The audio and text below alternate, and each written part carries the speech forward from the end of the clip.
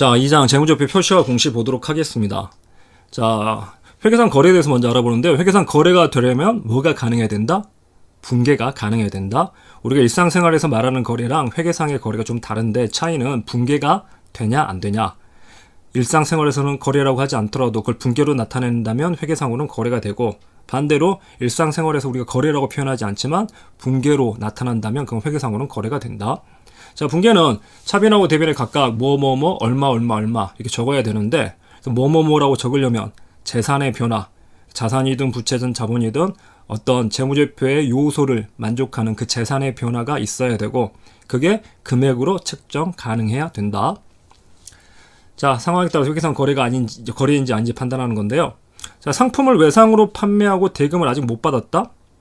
자, 돈을 못 받았다고 하더라도 우리한테는 자산이 생겼죠. 어떤 자산? 자산 받을 수 있는 권리, 그 대금을 받을 수 있는 권리인 매출 채권이 생겼고, 자, 그래서 오른쪽에 매출액 잡고 왼쪽에 매출 채권, 분계로 나타낼 수 있기 때문에 이건 거래에 해당합니다. 자, 내년에 100만 원의 상품을 판매하기로 계약을 체결했다. 계약을 체결한 것만 가지고는 분계로 뭐 적어낼 게 없죠. 그래서 100만 원의 상품을 판매하기로 계약을 했다고 하더라도 계약을 취소해버릴 수도 있는 거고 하기 때문에 이건 거래에 해당하지 않는다.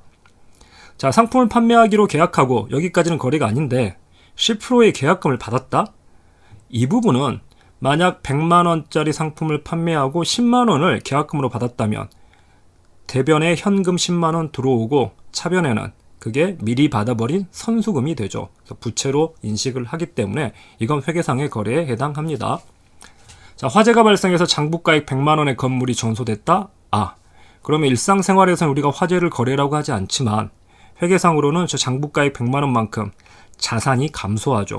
그리고 그게 화재 손실로 가기 때문에, 자, 그래서 장부가액 건물 가치 하락한 만큼 분계를 통해서 나타나게 되고 그게 거래가 된다. 만기가 1년 남은 은행 차입금에 대해서 만기를 3년 더 연장하기로 했다. 자, 이 경우에도 분계를 하죠. 뭘로 바꾸는? 만기 1년짜리 단기 차입금을 만기 3년짜리 장기 차입금으로 바꾸는, 이제 개정 대체가 일어나기 때문에, 자, 그래서 단기 차입금은 줄어들고 장기 차입금은 증가시키는 분계를 하게 되고 거래에 해당합니다. 자, 월 급여 100만 원의 조건으로 직원을 채용했다. 직원을 채용한 것도 일종의 약속일 뿐이에요. 그냥 채용 취소해버릴 수도 있는 거거든요. 계약을 체결하면서 무슨 계약금, 프로야구 선수처럼 막 계약금을 줬다. 그러면 그건 거래가 될 수 있지만 단순히 채용한 거, 그것만 가지고는 분계로 나타낼 게 없기 때문에 거래에 해당하지 않습니다.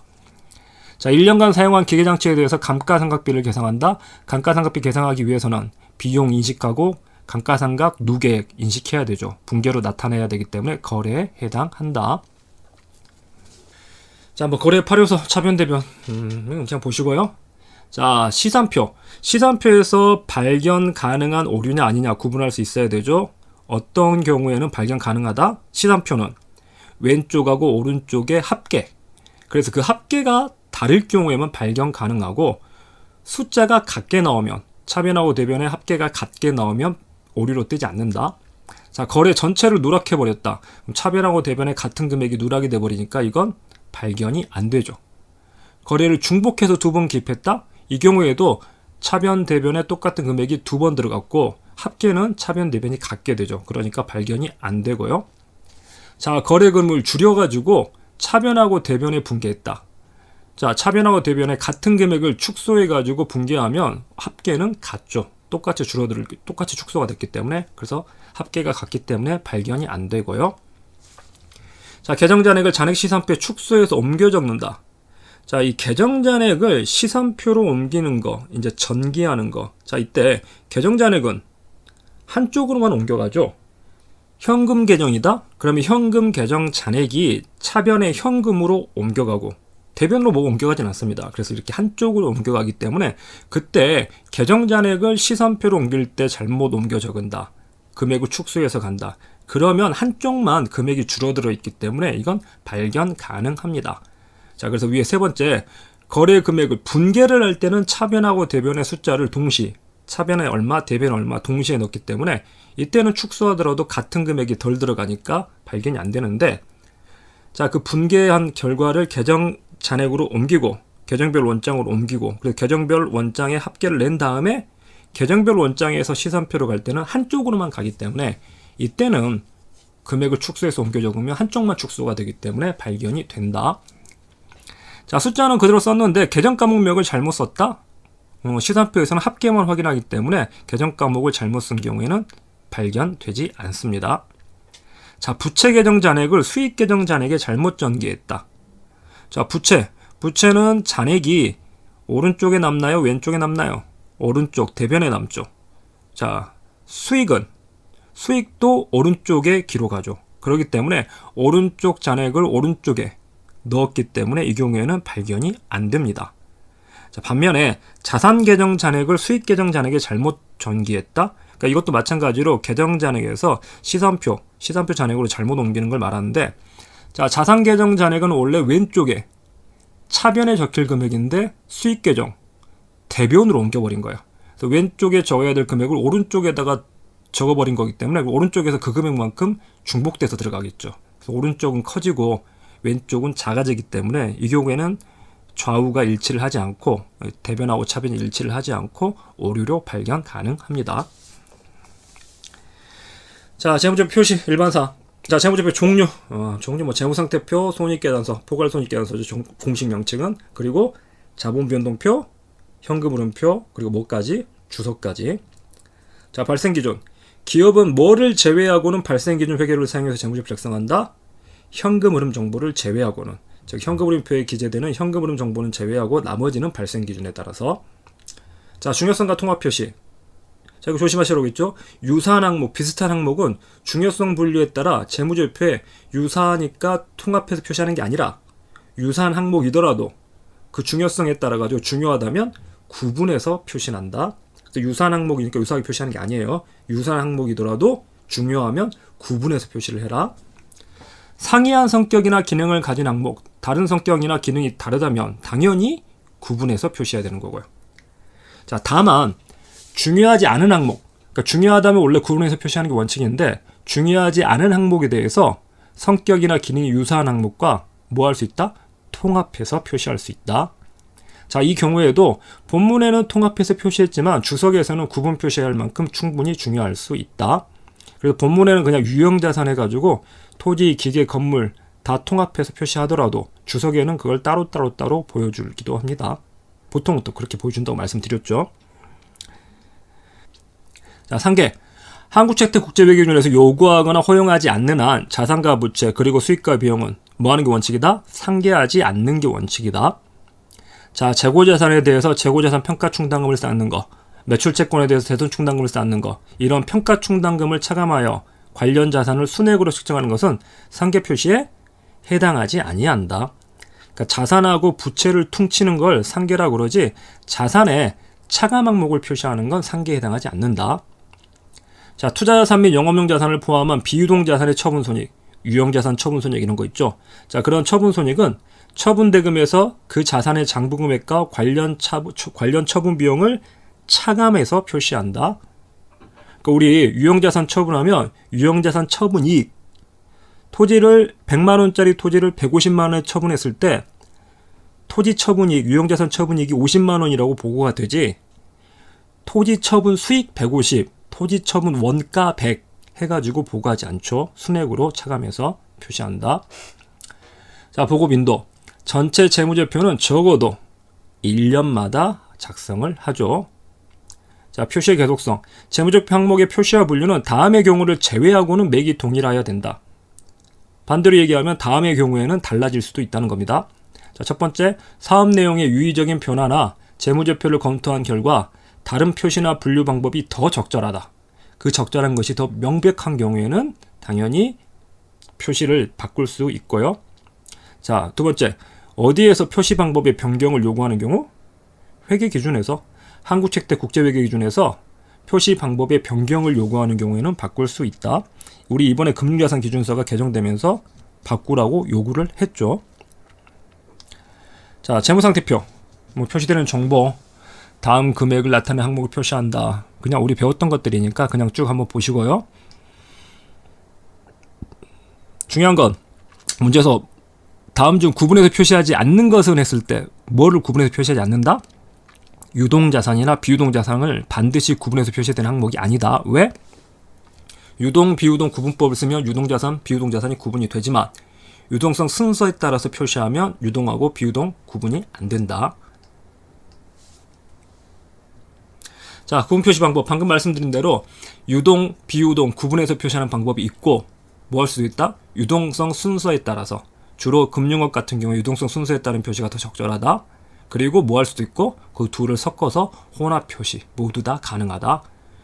내가 연결재무제표를 작성하는데 나는 제조업인데 내 자회사 중에 금융회사가 있다면 그 경우에는 보통 혼합 표시를 하는 게 더 적절할 수 있다.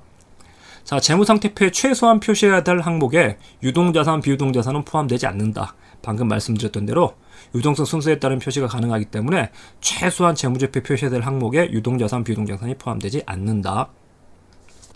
자, 얘랑 관련해 가지고는요.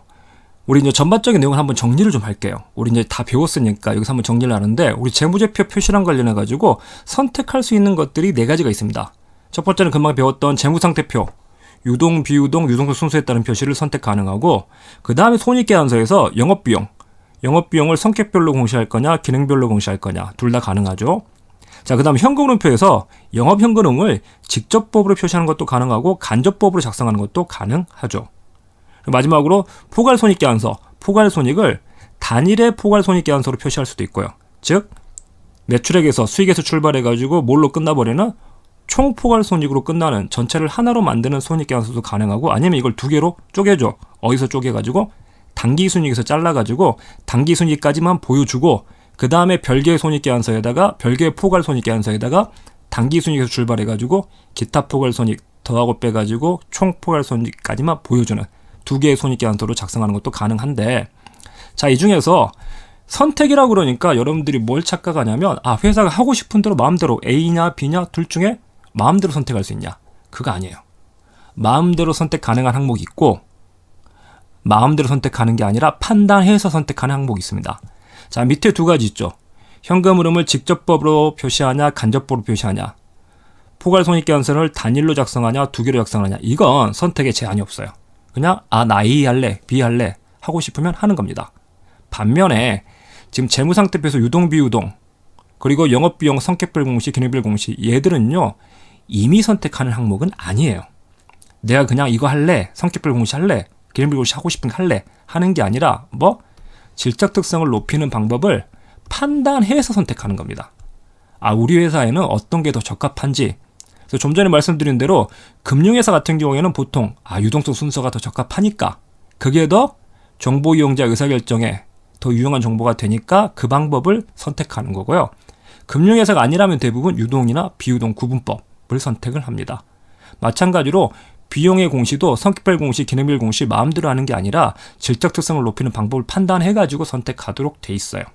자, 이 2가지 구분하셔야 되고 자, 참고로 재무상태표의 유동, 비유동, 유동성 순서에 따른 표시는 혼합 표시도 가능하죠. 좀 전에 보여드린 대로. 그래서 제3의 방법 혼합 표시하는 것도 가능하고요. 자, 비용에 대해서 성격별 공시냐 기능별 공시냐 자, 이때 기능별 분류가 조심하셔야 돼요. 목적 적합한 재무 정보를 제공할 수 있지만 이게 어디에 있는 표현이냐면요 기준서에 있는 표현이에요. 기준서에 목적 적합한 재무 정보를 제공할 수 있다. 근데 이걸 뭘로 착각하시면 안 되냐면요 기능별 분류가 더 목적 적합하네가 아니에요. 파서블 기능별 분류가 목적 적합한 정보를 제공할 수도 있고요. 어떤 회사는 성격별 분류가 목적 적합한 재무 정보를 제공할 수도 있어요. 자, 그래서 기능별 경우에 따라서는 기능별 분류가 성격별 분류보다 더 목적 적합한 재무 정보를 제공할 수 있다. 그러니까 기능별 분류도 사용 가능하다. 이 경우에는. 하지만 기능별 분류는 자의적입니다. 그러니까 매출원가랑 판관비를 나누는 게 그렇죠. 매출원가랑 판관비를 나누는 게 회사가 임의적으로 판단을 하잖아요. 그러니까 이 자동차에 대한 감가상각비가 매출원가냐 판관비냐. 공장에서 쓰는 자동차는 생산 관련되어 있으니까 매출원가. 매장에서 쓰는 자동차는 판매랑 관련되어 있으니까 그러니까 판관비 이렇게 판단을 할 텐데 공장하고 매장 왔다 갔다 하는 자동차면 이게 뭐지? 판단을 해야 된다고요. 그래서 그런 자의적인 판단이 들어가기 때문에 이 경우에는 성격별 공시를 추가로 보여주도록 하고 있어요. 왜? 야, 기능별 공시 너네 마음대로 나눈 거냐 사실. 그러니까 성격별 공시를 별도로 보여줘라. 성격별 공시 추가로 해야 된다. 근데 왜 또 성격별 공시를 추가로 해야 되냐면요. 성격별 공시가 가지고 있는 장점이 있어요. 그러니까 기능별 분류가 목적 적합할 수도 있지만 기본적으로 성격에 대한 정보는 현금 흐름을 추정하는데 예측하는데 더 유용합니다. 그러니까 감가상각비가 얼마냐에 따라 가지고 미래 현금 흐름을 예측하는데 판단이 필요하거든요. 감가상각비는 돈이 안 나가는 비용이잖아요. 그러니까 감가상각비가 100억 있다면 영업이익이 10억이더라도 감가상각비가 100억이면 현금 흐름은 110억이 들어올 거야. 이렇게 예측을 할 수가 있는데 감가상각비가 얼마인지를 알아야 돼요. 자, 근데 성격별 공시는 그냥 감가상각비 얼마하고 줘버리거든요. 근데 기능별 공시는 어떤가요? 그 100억을 나눈다고요. 매출 원가랑 판관비로. 그래서 공장과 관련된 감가상각비 40억, 매장과 관련된 감가상각비 60억 한 다음에 판관비 밑에 있는 감가상각비는 뭐라고 보여주죠? 감가상각비라고 보여줘요. 근데 매출 원가 안에 들어있는 감가상각비는 안 보여줘요. 이게 뭐가 돼버리죠? 그냥 재고자산의 원가. 우리 원가액에 배운 직접 재료비, 그 다음에 직접 노무 원가, 그 다음에 제조간접 원가에 포함돼가지고 여러가지 제조간접 원가라고 묶어줘가지고 재고자산의 원가가 얼마다라고 나오지 그 매출 원가 안에 감가상각비가 얼마인지가 안 보이시잖아요. 그래서 이 경우에는 이 회사 미래 현금을 예측하기 위해서는 감가상각비만큼 추가를 플러스를 시켜줘야 되는데 감가상각비 총액이 얼마인지 나타나지 않는다고요. 그러니까 이 경우에 기능별로 보여줘서는 미래 현금을 예측하는 한계가 있다. 그래서 성격별 공시가 미래 현금 예측에 더 유용하니까 별도로 추가 공시를 해라 라고 요구를 하고 있습니다. 자, 현금은 같은 경우에는요, 직접법하고 간접법 중에 직접법이 미래 현금을 추정에 더 유용해요. 직접법 같은 경우가 어떤 걸로 어떻게 현금이 들어오고 나간 건지 명확히 딱딱딱 직접적으로 보여주기 때문에 더 유용합니다. 유용한데 그래서 이걸도 권장을 해요. 하지만 간접법으로 작성했다고 해서 직접법으로 추가 공시를 하도록 요구하고 있지는 않아요. 그러니까 왜 그러냐면 이건 직접법이 더 우월한 방법이에요. 근데 작성하기가 번거로워요. 그러니까 실무적인 편의 때문에 간접법을 더 허용해 주는 거거든요. 그러니까 실무적인 편의 때문에 허용해서 그래서 이건 직접법은 작성하기가 너무 번거로우니까 간접법을 쓴 건데 기껏 번거로워서 간접법 썼더니 야, 주석에다 직접법도 추가로 공시해? 야, 그러려면 간접법을 왜? 간접법이 가지고 있는 장점은 딱 하나거든요. 편하다. 실제로 작성하기 편하다. 편의 때문에 봐줬는데 편의를 이용했더니 별도로 FM대로 주석이 또 하라고 그러면 아무런 의미가 없잖아요. 자, 그래서 현금흐름 같은 경우는 추가 공시를 요구하지 않는다. 자, 정리를 좀 하세요. 영업비용, 성격별, 기능별 공시, 재무상태표, 유동, 비유동, 임의 선택이 불가하다. 그리고 자주 물어보죠. 기능별 공시를 한 경우에는 성격별 공시를 추가로 요구를 한다. 하지만 현금 흐름은 직접법을 권장하지만 간접법을 작성했을 때 직접법 정보를 추가 공시하도록 요구하고 있지는 않다. 자, 그리고 아예 이렇게 좀 구분을 해 놓으십시오. 제가 이렇게 노란색으로 적어 놨는데요. 비용 공시는 성격별 공시랑 기능별 공시 중에 어떤 게 더 현금을 예측하는 데 유용하다? 성격별 공시가. 현금 흐름 작성할 때는 미래 현금 흐름 예측하는데 어떤 게 더 유용하다? 직접법이. 자, 그래서 어떻게 좀 기억을 해 두시냐면요. 우리 성직자들, 스님이나, 이 성직자들, 스님이나 그 목사님들이 현금을 더 밝힌다. 실제로 그런다는 얘기는 아니고요, 절대. 그래서 성직자가 현금을 밝힌다. 이렇게라도 좀 기억을 해 두세요. 그래서 성격별, 직접법. 그래서 성격별 공시랑 직접법이 현금 예측하는 데 더 유용하다. 자, 그래서 이게 최근에 시험에서 자주 물어보기 때문에 전반적으로 정리를 좀 한번 하시고요. 자, 그 다음 재무상태표 유동자산. 자, 유동자산, 비유동자산 구분하는 것 중에서 유동자산, 자산은 다음의 경우에 유동자산을 분류한다. 자, 기업의 뭐 내에 실현될 것으로 예상되거나 정상 영업주기 혹은 정상 영업주기 내에 판매하거나 소비할 의도가 있다. 자, 그래서 이건 재고자산이나 매출채권 같은 것들, 영업자산, 운전자산 같은 경우는 영업주기 가지고 판단하고요. 자, 2번 주로 단기 매매 목적으로 보유하고 있다. 이건 금융자산을 주로 판단할 때 보유 목적이 단기 매매 목적이면 유동자산으로 가도록 하고 있고요. 세 번째, 보고기간 후 나머지 자산은 얼마 이내에 실현된다? 1년을 기준으로, 12개월을 기준으로 유동이냐 비유동이냐 판단을 하죠. 자, 4번, 현금이나 형성 자산으로서 교환이나 부채 상환 목적으로의 사용에 대한 제한 기간이 보고기간 후 12개월 이상이 아니면 유동자산으로 보고요. 자, 손익계산서. 자, 수익과 비용의 어느 항목도 단기 손익과 기타 포괄 손익을 표시하는 보고서 또는 주석에 뭐는 등장하면 절대 안 된다. 여러 번 강조했죠. 특별손익으로 표시할 수 없고요. 자, 비용. 기업은 비용에 우리 좀 전에 봤던 뭐랑 뭐 중에서 성격별 공시도 가능하고 기능별 공시도 가능하죠. 그래서 성격별 또는 기능별 분류 방법 중에서 자, 뭐 한다? 네 마음대로 선택하는 게 아니라 신뢰성 있고 더욱 목적 적합한 정보를 제공할 수 있는 방법을 적용해서 단기 손익으로 인식한 비용의 분석 내역을 표시한다. 자, 그래서 임의로 선택하는 게 아니라 더 신뢰성 있고 목적 적합한 정보를 제공할 수 있는 방법을 적용해야 됩니다. 자, 대신에 기능별 공시를 하게 되면 주석에다 성별 공시를 추가로 해야 된다. 자, 기타 포괄 손익은 두 가지로 구분할 수 있죠. 재분류 조정을 하는 항목과 하지 않는 항목. 그러니까 실현되지 않았다고 해서 기타 포괄 손익으로 놔뒀는데 나중에 실현됐을 때 단기 손익으로 다시 그럼 조정을 해주냐. 자, 재분류 조정을 하지 않는 항목은 제가 뭐라고 그랬죠? 제가 원래는 사무실에서 일하다 요새 집에서 일했더니 돈을 빼돌릴 수가 없다. 뭐는 재분류할 수 없다. 집에서 근무하면서 받은 재택급여. 여러 번 얘기했죠. 재택급여. 자, 그래서 첫 번째, 뭐의 공정가치평가손익? 내가 선택한 FVOCI를 선택했을 경우에는 FVOCI 선택금융자산은 공정가치평가손익에서 재분류 조정을 하지 않고, 자, 뭐의 변동? 재평가 잉여금의 변동. 그다음에 뭐의 재측정 요소? 급여. 확정급여제도의 재측정 요소. 이 세 가지는 재분류 조정을 하지 않는 항목이고요. 나머지는 다 재분류 조정하는 항목을 봅니다. 기타 포괄 손익 중에서 대표적인 게 뭐의 공정가치평가손익? 자, FVOCI를 선택한 게 아니라 우리 지분증권, 주식은 선택을 하지만 채권은 FVOCI 사업 모형이 해당하면 FVOCI로 그냥 회계 처리를 해야 되죠. 자, 그래서 선택자가 빠진 FVOCI 금융자산의 공정가치평가손익은 재분류 조정을 하는 항목이고요. 그 다음 뭐 환산했을 때? 우리 재무제표 환산, 해외사업 재무제표, 해외사업장의 재무제표 환산이나 해외사업 환산손익 같은 경우에는 재분류 조정을 하는 항목이다. 마지막에 실현됐을 때는 단기손익으로 재분류를 해준다. 자, 재무제표 연계. 자, 기초자본. 기초자산에서 부채를 뺀 기초자본. 기말에도 자본이 있죠. 자산에 부채 뺀 자본.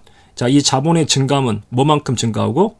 수익이 생기면 증가하고 비용이 생기면 감소. 거기에 자본의 증감. 우리 자본에서 배우는 자본의 증감 항목만큼 플러스 마이너스 된다.